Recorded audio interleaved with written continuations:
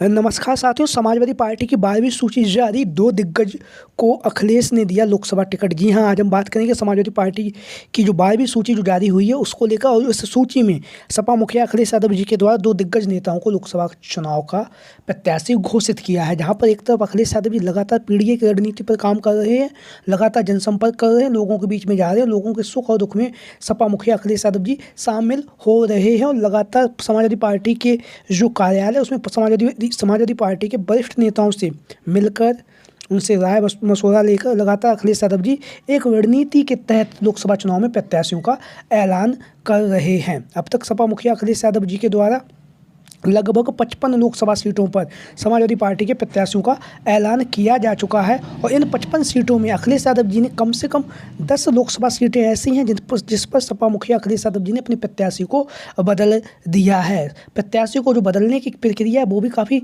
शानदार तरीके से और एक सोची समझी रणनीति के तहत अखिलेश यादव जी इस रणनीति पर काम कर रहे हैं, वो हम आपको बताएंगे। जैसे कि जो भी सीटों पर सपा मुखिया अखिलेश यादव जी ने पार्टी के प्रत्याशी को बदला है, उसमें सबसे बड़ा फैक्टर ये कि जब भारतीय जनता पार्टी ने वहां से अपना प्रत्याशी घोषित कर दिया और अखिलेश यादव जी ने वहां पर किसी अन्य प्रत्याशी को चुनावी मैदान में उतारा था और फिर उन्होंने वहां का जाति समीकरण देखा और जाति समीकरण को देखने के बाद जिस तरह से सपा मुखिया अखिलेश यादव जी एक एक सीट पर बारीकी से ध्यानपूर्वक देख रहे हैं, तो उन्होंने वहां पर देखा। उसके बाद उन्होंने कुछ जगहों पर लगभग 10 लोकसभा सीटें हैं जहाँ पर प्रत्याशियों का बदलाव किया है। तो ऐसे ही 2 सीटें हैं जहाँ पर सपा मुखिया अखिलेश यादव जी के द्वारा बदलाव करके नए प्रत्याशियों को मौका दिया गया है। तो सबसे पहले हम बात करेंगे बागपत की लोकसभा सीट से। बागपत की लोकसभा सीट से जहाँ से सपा मुखिया अखिलेश यादव जी के द्वारा जो मनोज चौधरी जी हैं उन्हें सबसे पहले लोकसभा प्रभारी बनाया गया, उसके बाद उन्हें लोकसभा प्रत्याशी बनाया गया। लेकिन उसके बाद सपा मुखिया अखिलेश यादव जी ने जब भारतीय जनता पार्टी ने अपना प्रत्याशी वहाँ से उतार दिया एनडीए गठबंधन के तहत, तब अखिलेश यादव जी ने समाजवादी पार्टी के प्रत्याशी में बदलाव किया और नामांकन के आखिरी समय पर अखिलेश यादव जी ने नए प्रत्याशी का ऐलान किया, जिससे कि भारतीय जनता पार्टी को मौका ही ना मिले प्रत्याशी को बदलने का। तो वहीं पर जो बागपत की लोकसभा सीट है, यहाँ से अमरनाथ सिंह पाल, जैसा कि आप लोग अमरपाल सिंह शर्मा, जैसा कि आप लोग अपनी तस्वीरों में देख रहे हैं, पूर्व में यह विधायक भी रह चुके हैं 2012 से 2017 के बीच में। तो इन्हें अखिलेश यादव जी ने भरोसा जताते हुए इन्हें लोकसभा का टिकट दिया बागपत से, और बागपत से टिकट मिलने के साथ ही साथ इन्होंने अपना नामांकन भी आज दाखिल कर दिया है। दूसरे चरण में जहाँ पर मतदान होना है उसके लिए नामांकन की आज अंतिम तिथि थी। तो आज अंतिम दिन इन्होंने अपना जो नामांकन है वो कर दिया है और समाजवादी पार्टी के द्वारा अब अमरपाल सिंह जी शर्मा जी को अखिलेश यादव जी ने बागपत की लोकसभा सीट से स्थायी रूप से समाजवादी पार्टी का प्रत्याशी बना दिया है। लगातार जनसंपर्क करेंगे, जनता के बीच में रह भी रहे हैं और लगातार समाजवादी पार्टी की नीतियों को, श्रद्धेय नेताजी के विचारों को लेकर लोकसभा चुनाव में मजबूती के साथ उतर रहे हैं अमरपाल शर्मा जी, जैसा कि आप लोग अपनी स्क्रीन के माध्यम से देख भी रहे हैं। वहीं पर दूसरा जो बदलाव किया गया है वो है मेरठ की लोकसभा सीट। मेरठ की लोकसभा सीट, यहाँ से सपा मुखिया अखिलेश यादव जी ने सबसे पहले भानु प्रताप सिंह को टिकट दिया। भानु प्रताप सिंह को टिकट देने के साथ ही साथ अखिलेश यादव जी ने वहाँ पर जिस तरह से समीकरण को साधा, उसके बाद जो समाजवादी पार्टी के जो नेता और कार्यकर्ता थे उन्होंने भानु प्रताप सिंह का विरोध किया। विरोध इसलिए किया गया क्योंकि यह ना तो समाजवादी पार्टी में शामिल थे और ना ही इनके पास कोई सपा का पद था। उसके बाद यहाँ से अतुल प्रधान को सपा मुखिया अखिलेश यादव जी के द्वारा लोकसभा प्रत्याशी घोषित किया गया। उसके बाद अतुल प्रधान ने यहाँ से अपना नामांकन भी कल दाखिल कर दिया था। लेकिन उसके बाद अखिलेश यादव जी ने अंतिम रणनीति के तहत अंतिम स्थिति में, क्योंकि दलित बाहुल सीट है, यहाँ पे दलित भी लगभग 3.25 से 3.5 लाख हैं, तो ऐसी स्थिति में अखिलेश यादव जी के द्वारा यहाँ पे फैसला लिया गया कि जो अतुल प्रधान है वो वर्तमान समय में विधायक भी हैं, यानी कि उनके पास एक पद है।